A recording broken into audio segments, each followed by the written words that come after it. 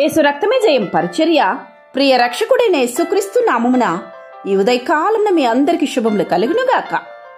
యెహోవానగు నేను నీకు దేవుడను, ఇజ్రాయేలు పరిశుద్ధ దేవుడనైన నేనే నిన్ను రక్షించువాడనని దేవుని వాక్యము సెలవిస్తున్నది.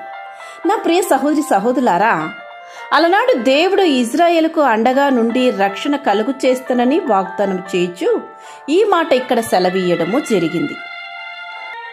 దాస్యత్వము, పాపము నుండి, అగ్ని వంటి మహాపెద్ద శ్రమల నుండి, నరక శిక్ష అంతటి నుండి కూడా దేవుడు నిన్ను రక్షించాలని దేవుడు ఆశపడుతున్నారు.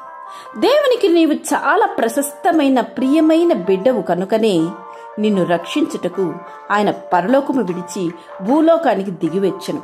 ఎందుకంటే ఆయన నిన్ను తన పోలికతో తన కొరకు తన చేతుల మీద చేసుకున్న దేవుడు ఆయన. నిన్ను అంతగా ప్రేమించు ఒకే ఒక్క దేవుడు ఆయన మాత్రమే.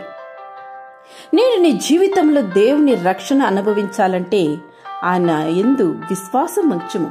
రక్షకుడైన దేవుడు నిన్ను ఆపదల నుండి, పాపము నుండి, సాతాను బంధకాల నుండి, నరకము నుండి రక్షించువాడు ఆయన మాత్రమే. ప్రభువు ప్రతి పాపము నుండి నిన్ను విడిపించును. ప్రతి పాపపు కట్లు తెంచాలని, విడుదల ప్రసాదించాలని, నిన్ను పరిశుద్ధపరచాలని ఆశిస్తున్న ఆ దేవుడి వైపు చూడు. ఈరోజు నీ జీవితాన్ని ఆయన చెంత అప్పగించి ఒక నూతన వ్యక్తిగా నీవు మార్చబడినట్లయితే దేవుడు తప్పక నిన్ను దీవిస్తారు. కాగా ఎవడైనా క్రీస్తు నందున్న ఎడల నూతన సృష్టి, పాతవి గతించేను, ఇదిగో క్రొత్తవాయనని వాక్యము సెలవిస్తున్నది.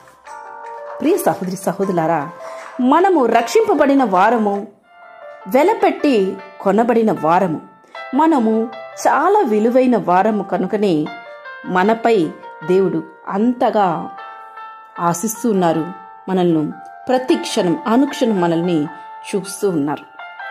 దేవునికి బిడ్డవైన తర్వాత, ఆయన రక్తంలో ఒక్కసారి నీవు కడుగుబడిన తర్వాత ఈ లోకపు ఆలోచనలు, ఈ లోకపు అలవాటులు కానీ ఆశల వైపు నీవు తిరగకూడదు. ఆ పరిశుద్ధిని కలుసుకోవాలని నీవు పరిశుద్ధత కలిగి జీవించాలి. ప్రతి క్షణం దేవుని భయముతో నీవు జీవించినట్లయితే ఓ గొప్ప ఆశీర్వాదాన్ని తప్పక నీవు పొందుకొందు. పాపము వల్ల వచ్చే జీతము మరణమే కనుక సంసోను లాంటి వాడే పాపానికి చోటిచ్చి ఫిలిష్తీయుల చేతిలో బందీ కళ్ళు పోగొట్టుకొని ఆఖరికి వారి మధ్యనే సమాధయ్యాడు. ఈరోజు నిన్ను పాపము లాగొచ్చు, లోకానుసారంగా ఉండాలని నీకు ప్రేరేపణ ఉండి ఉండొచ్చు, కానీ అవన్నీ అల్పకాల ఆశలే.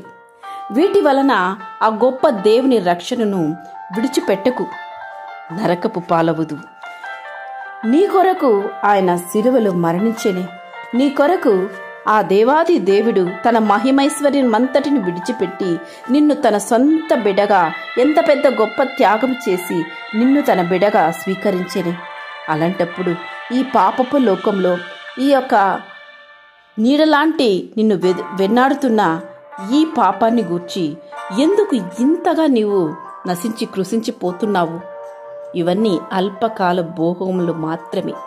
ఇవి నీ కళ్లకు ఆకర్షణీయంగా చూపించి నిన్ను నిత్య నరకానికి త్రోసివేయడానికి సాతాను చేస్తున్న పన్నాగమని గుర్తించి వీటి నుంచి నువ్వు విడుదల పొంది దేవుని వైపు నీవు చూచినట్లయితే ఆ గొప్ప సంతోషాన్ని, ఆ రక్షణను పొందుకొని జయ జీవితాన్ని జీవించేదవు.